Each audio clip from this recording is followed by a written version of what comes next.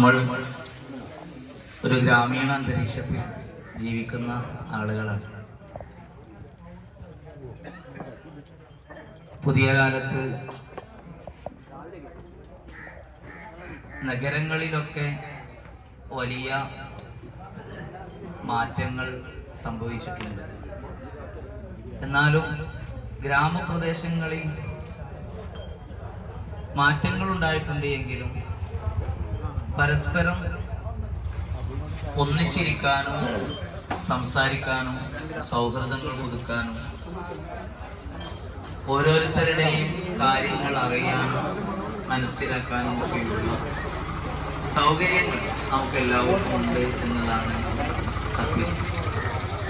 പ്രത്യേകിച്ച് നമ്മുടെ ഈ പ്രദേശം ഒരുപാട് ആഘോഷങ്ങളും ഉത്സവങ്ങളും അതുപോലെ ഒരുപാട് പരിപാടികളൊക്കെ നടക്കുന്ന ഒരു നാട് കൂടിയാണല്ലോ നമ്മുടെ ചുറ്റുഭാഗങ്ങളിലും നമ്മുടെ നാടുകളിലൊക്കെ. വീടുകളിൽ നടക്കുന്നു, വ്യക്തികൾ നടക്കുന്നു, കല്യാണങ്ങളാവാം, വീട് കൂടിയിരിക്കലാവാം, വൈകുന്നേരമാകുമ്പോൾ അങ്ങാടിയിലേക്ക് ഇറങ്ങുന്നു, എല്ലാവരും ഒരുമിച്ചിരിക്കുന്നു, ചായ കുടിക്കുന്നു, ഇങ്ങനെ വ്യത്യസ്തങ്ങളായ രീതിയിൽ കണ്ടുമുട്ടുന്നു. വാഹനങ്ങളിൽ പോകുന്നവരാണെങ്കിൽ പോലും പരസ്പരം കാണുന്ന ആളുകൾ പുഞ്ചിരിക്കുകയും സൗഹൃദങ്ങൾ പങ്കുവെക്കുകയും അഭിവാദ്യങ്ങൾ അർപ്പിക്കുകയും ഒക്കെ ചെയ്യുന്ന ഒരു നല്ല നാട്ടിൻ പുറത്ത് തന്നെയാണ് നമ്മൾ ജീവിക്കുന്നത്. എന്നാൽ മറ്റൊരു വശത്ത് ഇങ്ങനെയൊക്കെ ഒരു സദസ്സുണ്ടാക്കി സൗഹൃദം പുതുക്കേണ്ട രീതിയിലേക്ക് നമ്മുടെയൊക്കെ സാഹചര്യങ്ങൾ മാറിപ്പോയോ എന്നുകൂടി ഒരു വേള ആലോചിക്കേണ്ട ഒരു സ്ഥിതിവിശേഷം കൂടി ഉണ്ട്. ഏതായാലും വലിയ സന്തോഷമുള്ള ഒരു സദസ്സാണ് നമ്മുടേത്. നമ്മുടെ നാടിനെ കുറിച്ച് അനേകം അനുഭവങ്ങളുള്ള ആളുകൾ, ഒരുപാട് ജീവിത പരിചയമുള്ള ആളുകൾ ഇവിടെ ഒരുമിച്ച് കൂടിയിരിക്കുകയും അവർ നമ്മുടെ നാടിൻ്റെ പഴയകാല സംസ്കൃതിയെക്കുറിച്ചും ചരിത്രത്തെക്കുറിച്ചും സ്നേഹത്തെക്കുറിച്ചും സന്തോഷത്തെക്കുറിച്ചും വരുമാനങ്ങളെക്കുറിച്ചും ഇവിടുത്തെ ജീവിത ചുറ്റുപാടുകളെക്കുറിച്ചൊക്കെ സംസാരിക്കാൻ വേണ്ടി ഒരുമിച്ച് കൂടിയിരിക്കുന്ന ഒരു സാഹചര്യം കൂടിയാണ്. ഞാൻ ഇടയ്ക്ക് കയറി ഇങ്ങനെ സംസാരിക്കുകയല്ല, നമ്മൾ തന്നെയാണ് എല്ലാവരും കൂടിയാണ് സംസാരിക്കേണ്ടത്. ഏതായാലും നമ്മളിങ്ങനെ ഒരു പ്രോഗ്രാം ഇവിടെ സംഘടിപ്പിച്ചത് കഴിഞ്ഞ വർഷവും നമ്മൾ സംഘടിപ്പിച്ചിരുന്നു. കഴിഞ്ഞ വർഷം ഒരുപാട് ആളുകൾ അവരുടെ പഴയ കാല അനുഭവങ്ങൾ നമ്മോട് പങ്കുവച്ചിരുന്നു. ഇപ്പോഴും ഒരുപാട് ആളുകൾ നമ്മോട് പങ്കുവച്ചു. കൊത്തുവള്ളിപ്പുറായ എന്ന് പറയുന്ന നമ്മുടെ നാടിന് വലിയ മാറ്റങ്ങളൊന്നും ഉണ്ടായിട്ടില്ല. അല്ലെങ്കിൽ നമ്മുടെ ജീവിത സാഹചര്യങ്ങൾ സ്വാഭാവികമായും ഓരോരുത്തരുടേതും മാറി. പഴയ കാലത്ത് നിന്ന്, പട്ടിണിയുടെ കാലത്ത് നിന്ന്, വറുതിയുടെ കാലത്ത് നിന്ന്, കുറെയൊക്കെ ഇല്ലായ്മയുടെ കാലത്ത് നിന്ന് കുറെയൊക്കെ നമ്മൾ പുതിയ കാലത്തോടൊപ്പം സുഭിക്ഷമായി ഭക്ഷണം കഴിക്കാനും അതുപോലെ വസ്ത്രം ധരിക്കാനും ചോർന്നൊലിക്കാത്ത വീടുകളിൽ താമസിക്കാനും ഒക്കെയുള്ള സൗകര്യങ്ങളിലേക്ക് നമ്മുടെ ജീവിത നിലവാരം മെച്ചപ്പെട്ടു എന്നതൊഴിച്ചാൽ നമ്മുടെ മനസ്സും നമ്മുടെ ശരീരവും നമ്മുടെ സാഹചര്യവും ഒക്കെ ഇപ്പോഴും ആ ഒരു പഴയ കാലത്തിന് ഒരു ഗ്രാമീണ അന്തരീക്ഷത്തിൽ തന്നെ ഉള്ളതാണ്. നമ്മളൊക്കെ മനുഷ്യന്മാരാണ് എന്നതാണല്ലോ പ്രധാനം. ഇവിടെ കൂടിയ ഓരോരുത്തർക്കും അവരുടേതായ ആലോചനകളും ചിന്തകളും ആശയങ്ങളും ഒക്കെ ഉണ്ടാവും. വ്യത്യസ്ത രാഷ്ട്രീയ പാർട്ടികളിൽ പ്രവർത്തിക്കുന്ന ആളുകളായിരിക്കും, വ്യത്യസ്ത മതമൂല്യങ്ങൾ ഉൾക്കൊള്ളുന്ന ആളുകളായിരിക്കും. മതമൂല്യങ്ങൾ ഒരു മതത്തിൽ തന്നെ വിശ്വസിക്കുന്നതോടൊപ്പം തന്നെ ആ മതത്തിലെ വ്യത്യസ്തങ്ങളായ രൂപഭേദങ്ങൾ അല്ലെങ്കിൽ വ്യത്യസ്തങ്ങളായ ആശയങ്ങൾ പരസ്പരം ഉൾക്കൊള്ളുന്ന ആളുകളായിരിക്കും. നമ്മളൊക്കെ വ്യത്യസ്തങ്ങളായ ആശയങ്ങളിൽ വിശ്വസിക്കുമ്പോഴും അതിൻ്റെ ഭാഗമായി പ്രവർത്തിക്കുമ്പോഴും നമ്മളെയൊക്കെ ഒന്നാക്കി ഇഴകിച്ചേർക്കുന്ന ഒരു പൊക്കിൾക്കൊടി ബന്ധമുണ്ട്. ആ പൊക്കിൾക്കൊടി ബന്ധത്തിന്റെ പേരാണ് മനുഷ്യൻ എന്ന രീതിയിലാണല്ലോ നമ്മൾ ജീവിക്കുന്നത്. മനുഷ്യൻ എന്ന് പറയുന്ന ആ ഒരു വാക്കിന്റെ അർത്ഥത്തെയാണ് നമ്മുടെ പൂർവികരൊക്കെ നമുക്ക് ജീവിച്ച് കാണിച്ചു തന്നത്. ഓരോരുത്തരുടെയും പ്രയാസങ്ങളിൽ മറ്റൊരാളുടെ പ്രയാസം തൻ്റെ പ്രയാസമായി അനുഭവപ്പെടുന്നു, മറ്റൊരാളുടെ സന്തോഷം തൻ്റെ സന്തോഷമായിട്ട് അനുഭവപ്പെടുന്നു. ഞാൻ സന്തോഷിക്കുന്നതിനേക്കാൾ ഉപരി മറ്റൊരാൾ സന്തോഷിക്കണം എന്ന രീതിയിലേക്ക് അതിനെ നമ്മൾ ആ രീതിയിൽ നമ്മൾ കാണുകയും ചെയ്യും. ഇതിന് ചരിത്രത്തിൽ ഒരുപാട് ഉദാഹരണങ്ങളുണ്ട്. ഞാൻ മുത്തുനബി സല്ലല്ലാഹു അലൈഹി വസല്ലമ തങ്ങളുടെ ജന്മദിനത്തിന്റെ ഭാഗമായി കൂടിയാണല്ലോ ഇങ്ങനെ ഒരു സദസ്സ് സംഘടിപ്പിക്കുന്നത്. അതിൽ 1-2 ഉദാഹരണം പറഞ്ഞ് ഞാൻ വേഗത്തിൽ അവസാനിപ്പിക്കുന്നു. നബി സല്ലല്ലാഹു അലൈഹി വസല്ലമ തങ്ങൾ പല ദിവസങ്ങളിൽ പട്ടിണി കിടന്നിട്ടുണ്ട്. നമ്മുടെ നാട്ടിൽ അന്നത്തെ കാലം എങ്ങനെയായിരുന്നു അതുപോലെ തന്നെയാണ് അറേബ്യയിലെ ഗ്രാമീണ അന്തരീക്ഷവും. പട്ടിണിയുടെയും വറുതിയുടെയും ഒക്കെ കാലഘട്ടമാണ്. 3 ദിവസമൊക്കെ തുടർച്ചയായി ഒന്നും കഴിക്കാതെ പട്ടിണി കിടന്ന ദിവസങ്ങൾ നബി സല്ലല്ലാഹു അലൈഹി വസല്ലം തങ്ങളുടെ ജീവിതത്തിൽ നമുക്ക് കാണാൻ സാധിക്കും. അങ്ങനെ അവസാനം വീട്ടിലുള്ള ആളുകൾക്ക് എന്തെങ്കിലും ഭക്ഷണം കൊടുക്കണമല്ലോ. അങ്ങനെ ജോലി അന്വേഷിച്ചിറങ്ങി കുറേ സ്ഥലങ്ങളിൽ അന്വേഷിച്ചു, എവിടെയും ജോലി കിട്ടുന്നില്ല.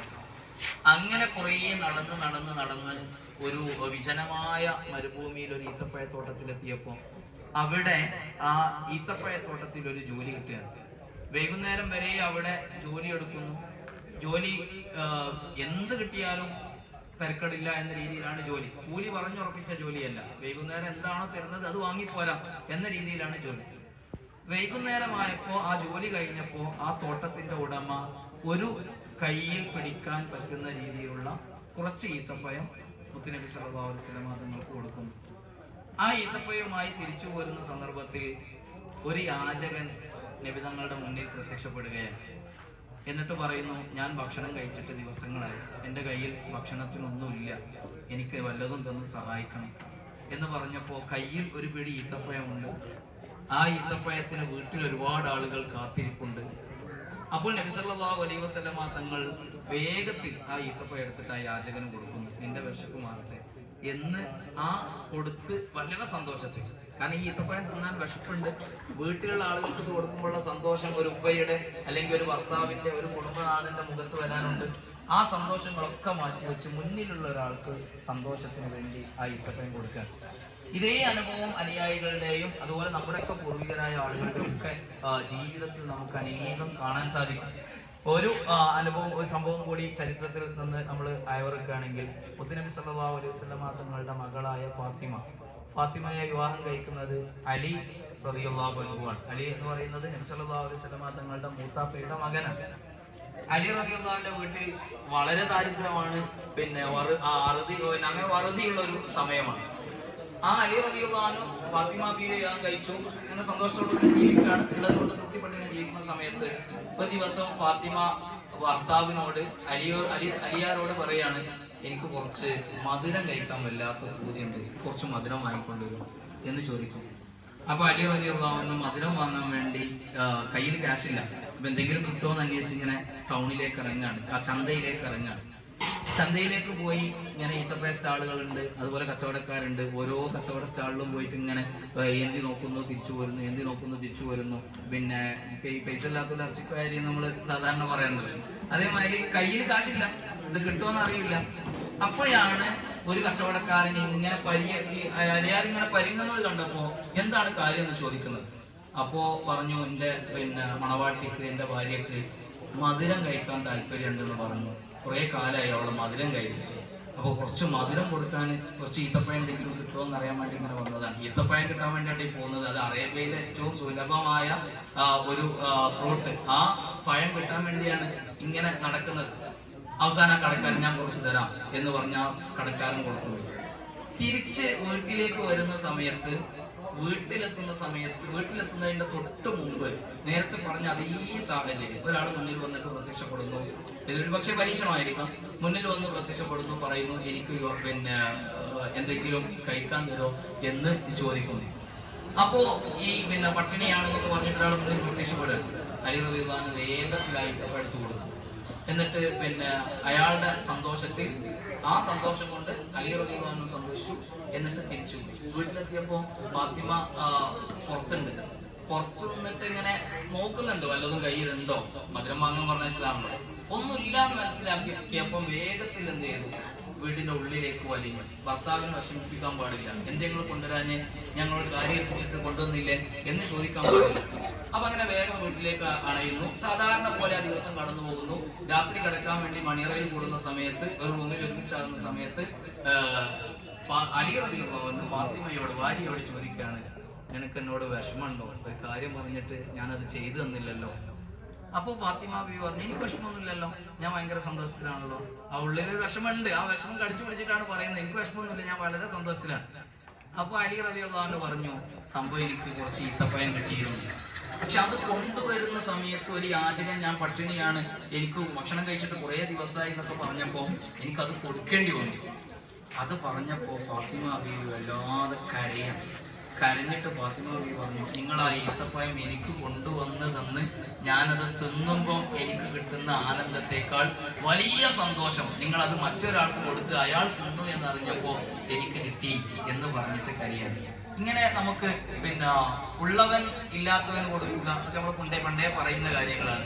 പിന്നെ ഉള്ളവർ ഇല്ലാത്തവരോട് കൂടെ നിൽക്കുക, രോഗികൾക്ക് സഹായമാവുക, ഇതൊക്കെ നമ്മുടെ നാട്ടിൽ നിരന്തരം നടന്നുകൊണ്ടിരിക്കുന്നതാണ്. അപ്പൊ ആ നടന്നുകൊണ്ടിരിക്കുന്നത് വലിയ നേട്ടമുള്ള കാര്യങ്ങളാണ്, വലിയ പുണ്യമുള്ള കാര്യങ്ങളാണ് എന്ന് തന്നെയാണ് എല്ലാവരും പഠിപ്പിക്കുന്നത്. എല്ലാ മതങ്ങളും എല്ലാ ആശയങ്ങളും എല്ലാ രാഷ്ട്രീയ പാർട്ടികളും ഒക്കെ പഠിപ്പിക്കുന്നത്. ഇപ്പൊ നമ്മുടെ നാട്ടിലുള്ള മുഴുവൻ സംഘങ്ങളുടെയും ഏറ്റവും പ്രധാനപ്പെട്ട പ്രവർത്തനങ്ങൾ സ്വാതന്ത്ര്യ പ്രവർത്തനങ്ങളായിരിക്കും. സ്വാതന്ത്ര്യ പ്രവർത്തനങ്ങളായിട്ട് രോഗികളെ ശുശ്രൂഷിക്കുക, അതുപോലെ ഭക്ഷണമില്ലാത്തവർക്ക് ഭക്ഷണം എത്തിച്ചു കൊടുക്കുക, ഇത് തന്നെയാണ്. ഇതൊന്നും ആരും ചെയ്യുന്നത് എന്തിനു വേണ്ടിയല്ല, പ്രശസ്തിക്ക് വേണ്ടിയോ വോട്ടിന് വേണ്ടിയോ അതല്ലെങ്കിൽ അറിയപ്പെടാൻ വേണ്ടിയോ ഒന്നും അല്ലല്ലോ.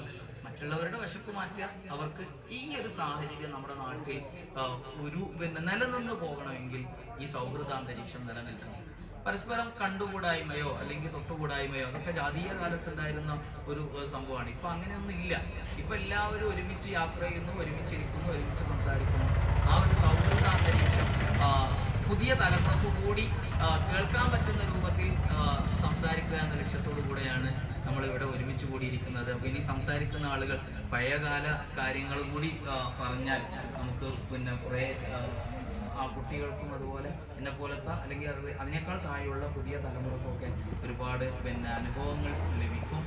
കളിസ്ഥലങ്ങളിൽ, അതുപോലെ വിദ്യാലയങ്ങളിൽ, പിന്നെ അതല്ലെങ്കിൽ പിന്നെ ഈ പട്ടിണിയുടെ കാലത്ത് പങ്കുവെച്ചു കൊടുക്കുന്ന സന്ദർഭങ്ങളിൽ ഇങ്ങനെയൊക്കെ ഉള്ള കുറേ അനുഭവങ്ങളുണ്ടാകും.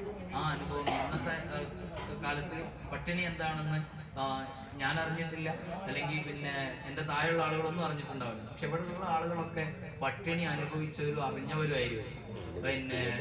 പിന്നെ പഴത്തിന്റെ തൊലി കഴിച്ച് ജീവിച്ച ആളുകളായിരിക്കും, പൂളത്തൊലി കഴിച്ച് ജീവിച്ച ആളുകളായിരിക്കും. ഇങ്ങനെയൊക്കെ ഉണ്ടാവും. അപ്പൊ പിന്നെ ഈ കഞ്ഞിയിലെ അല്ലെങ്കിൽ കഞ്ഞിവെള്ളത്തിലെ വറ്റ് എണ്ണി കഴിച്ച ആളുകളായിരിക്കും. ഇങ്ങനെയൊക്കെയുള്ള ആളുകൾ നമ്മുടെ കൂട്ടത്തിലുണ്ടാവും. അപ്പൊ ആ കാലത്തെ കൂടി പുതിയ തലമുറക്ക് പരിചയപ്പെടുത്തുന്ന രൂപത്തിലുള്ള സംസാരങ്ങളിലേക്ക് വരണമെന്ന്